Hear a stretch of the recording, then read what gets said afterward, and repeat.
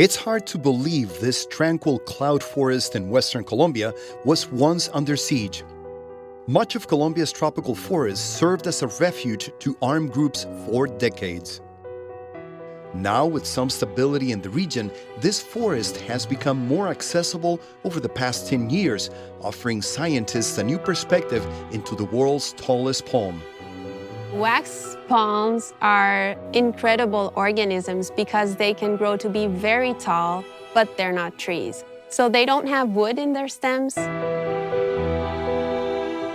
These giant plants can grow to over 60 meters tall. When we think of palms, I'm sure most people think of beaches and very warm conditions.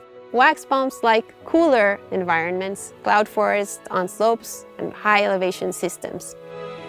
They have evolved on slopes across the Andes, but nowhere as plentiful as here. This is where you will find the largest populations that occur worldwide, basically, because they're endemic from the tropical Andes, so they don't grow anywhere else in the world. Part of a team of Colombian botanists, Maria Sanin and her colleagues discovered in 2018 that some wax palms in Tochecito had changed sex for the first time ever recorded. They suspect this rare phenomenon is a survival mechanism against deforestation and other predominant human activities in the area, like raising cattle.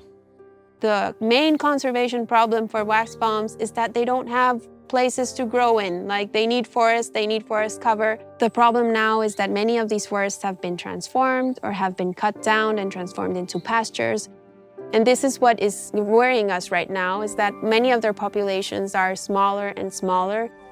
While Sanin and her team are pushing for wax palm ecosystems to be protected, they're also helping local landowners take conservation into their hands. Many people have become aware of this problem and have adult individuals growing in their properties.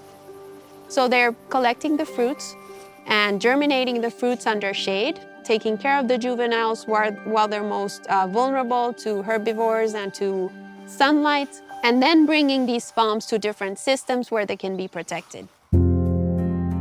Protecting them could offer new opportunities for sustainable tourism and help make conservation a national priority, Sanin says. We need incentives for people to see this as an economic opportunity as well.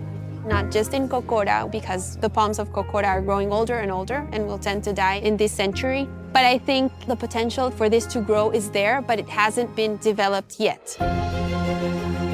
Above all, Sanin hopes her fellow Colombians will grow to love this national symbol as much as she does.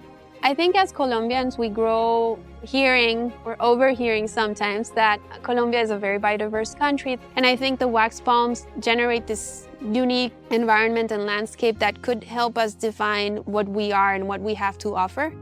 These enormous wax palms that completely alter the slope silhouette is a fascinating view.